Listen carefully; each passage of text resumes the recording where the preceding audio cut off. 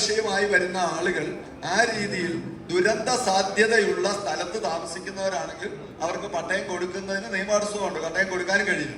അപ്പൊ അത്തരം ആളുകള് ഈ പദ്ധതിയിലേക്ക് അപേക്ഷ കൊടുക്കാൻ പറഞ്ഞ എന്നെയും കൂടെ അറിയിക്കാമെങ്കിൽ ഞാനും കൂടെ ഇടപെടാം. അത് നമുക്ക് ആ സ്കീമിൽ പെടുത്താൻ ഘട്ടം ഘട്ടം സാമ്പത്തിക പ്രയാസമൊക്കെ ഉണ്ടെങ്കിലും ഘട്ടം ഘട്ടമായി നമുക്ക് അത്തരം ആളുകൾക്ക് ഭൂമി വാങ്ങിക്കൊടുക്കാൻ, അവർ തന്നെ മേടിക്കണം, കാശ് സർക്കാർ കൊടുക്കും, വാങ്ങിക്കൊടുക്കാൻ കഴിയുന്ന ഒരു പദ്ധതിയുണ്ട്. അതുകൊണ്ട് അത്തരം സ്ഥലങ്ങൾ പട്ടയത്തിന് കിട്ടാൻ വേണ്ടിയിട്ട് അപേക്ഷയുമായി നിർബന്ധിക്കേണ്ടതില്ല എന്ന് മാത്രമല്ല, അവരെ നമുക്ക് മാറ്റിപ്പാർപ്പിക്കാൻ പ്രൊവിഷൻ ഉണ്ടെന്നാണ് ഡെപ്യൂട്ടി കളക്ടർ പറഞ്ഞത്. അത് ജനപ്രതിനിധികൾ ശ്രദ്ധിക്കുക.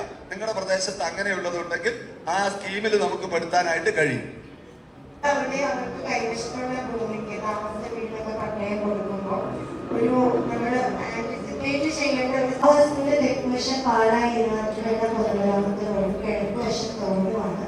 പഴയ കാലത്ത് വെള്ളം കയറാറുള്ള ഒരു സ്ഥലമാണ്. അപ്പൊ അതിന്റെ ഒരു സ്ഥലം നിലവിൽ NOC തന്നിട്ടില്ല.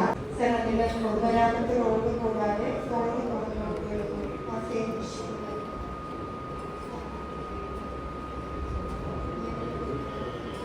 ഈ പൊതുമരാമത്ത് പുറമ്പോക്കുകളെ സംബന്ധിച്ച് ഉടനെ തന്നെ യോഗം ചെയ്യുന്നതാണ് ബഹുമാനപ്പെട്ട നവീനമന്ത്രി നമ്മുടെ പ്രിയപ്പെട്ട MLA അറിയിച്ചിട്ടുണ്ട്. അതുപോലെ തന്നെ മേജർ തോടുകളുടെ പുറമ്പോക്കും ആ ഇഷ്യൂകൾ അതുകൂടി ബഹുമാനപ്പെട്ട മന്ത്രി PWD റോഡ് ഇവയുടെ പുറമ്പോക്കുകൾ, മേജർ ഇറിഗേഷന്റെ കൈവശമുള്ള പുറമ്പോക്കുകൾ, പുഴ പുറമ്പോക്കുകൾ, ഇതിനെ സംബന്ധിച്ച് നിരവധി ബാറുകളുണ്ട്. നമുക്ക് പട്ടയം കൊടുക്കാൻ പറ്റാത്ത അവസ്ഥയുണ്ട്.